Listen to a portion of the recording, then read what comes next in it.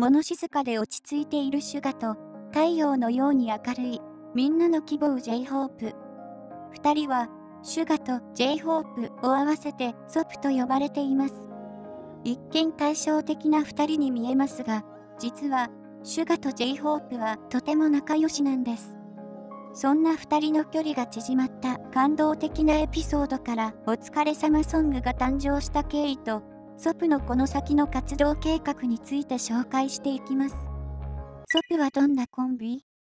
ソプとは、シュガと J-HOPE のコンビ名です。アーミーだけではなく、彼ら自身も使っているので、公認のコンビ名です。シュガプラス J-HOPE イコールソプという感じで、お互いの名前から、このような名称がついています。物静かで落ち着いたシュガと、明るく賑やかな J-HOPE。グループ内でも、1位2位を争うほどの仲良しカップルなのです。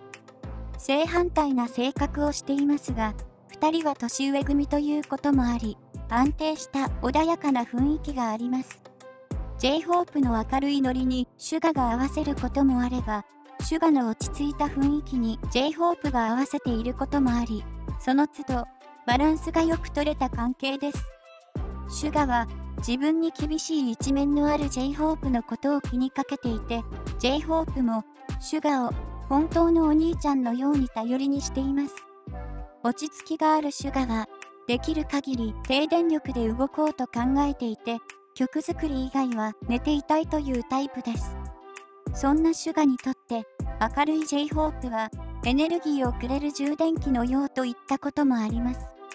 J-HOPE はシュガのことをネガティブな考えを吸引してくれて人間掃除機だと語っていました。プラスのエネルギーを放出する J-HOPE とマイナスのエネルギーを受け入れるシュガは正反対だからこそ相性がいいのかもしれませんね。二人の出会いや印象は？ソプの出会いは2010年のクリスマスイブに J-HOPE が宿舎へ入ってきた時のことです。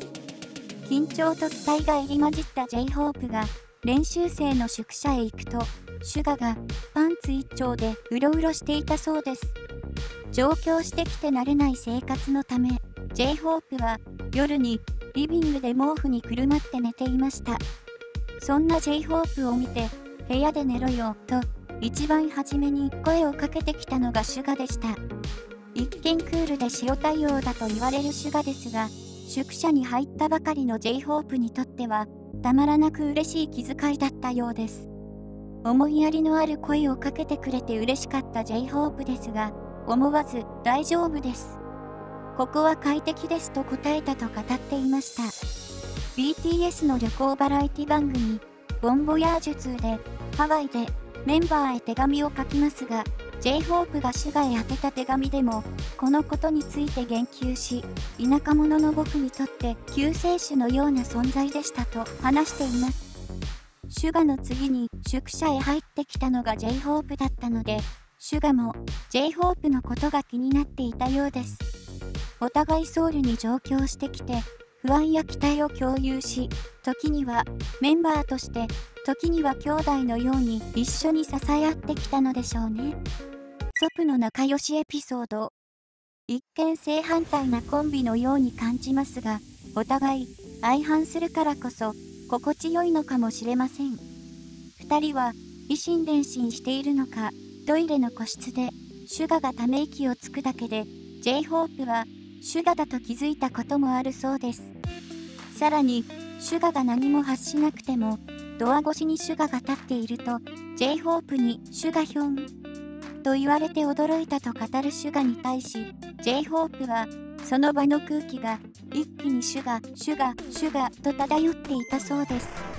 あまりのシュガへの愛の強いエピソードにメンバーたちも大笑いとなりました。また練習生時代年末に休暇をもらいましたが J-HOPE は実家に帰らず一人宿舎に残ったことがあります。J-HOPE は宿舎に来たばかりで環境や練習に慣れておらず体調を崩してしまっていたそうです。他のメンバーは各自実家へ帰省するために宿舎を後にする中、ポツンと一人だけ宿舎に残っていた J-HOPE のもとに突然電話が鳴りました。電話の相手はシュガです。シュガは J−HOPE を心配し、大丈夫と電話をかけてきたのです。J−HOPE が一人で退屈ですと答えたところ、シュガはチキンを買って宿舎へ戻ってきたそうです。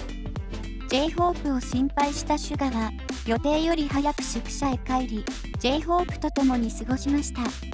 いつも明るく元気いっぱいの J−HOPE ですが、シュガには繊細でストレスに弱い部分があるように映っていたんだとか。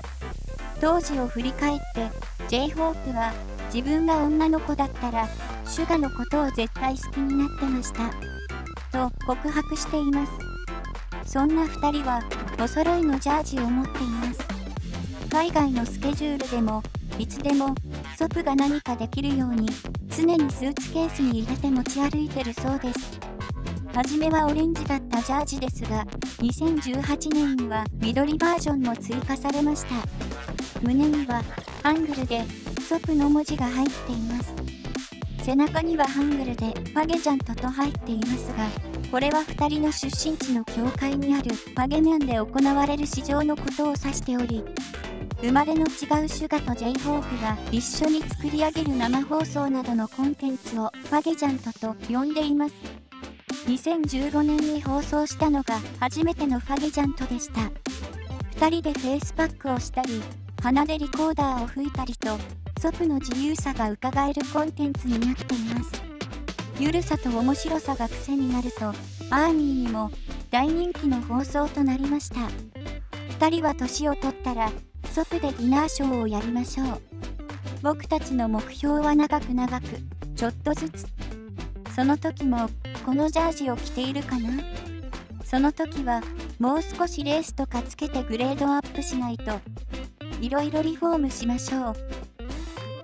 その頃には、関節も弱まっていて、ダンスもできないだろうしと、ダンスが踊るのが大変になった頃でも、ずっとソプを続けていたいという将来ビジョンを語ってくれています。ソプのディナーショーが現実になるといいですよね。お疲れソング誕生の経緯は？シュガはよくメンバーからステージ上で歌を歌っていて、シュガと視線を絡めようとしても絶対目を合わせてくれないと言われています。シャイで塩対応のシュガらしいなと、アーミーにとっては微笑ましいエピソードですが、シュガはソプでいる時には笑顔が増え、J−HOPE と視線も合わせながら歌を歌っています。とにかく一緒にいて楽しい、安心するというような空気感が2人から伝わってきますが、そんな幸せな空間から生まれたのがお疲れ様ソングです。日本で行われたファンミーティングでの出来事です。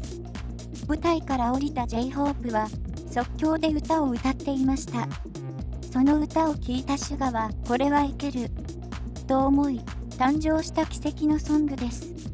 ふと即興で口ずさんだ歌をプロデュース能力の高いシュガから太鼓判を押されて J−HOPE も驚きだったでしょうね。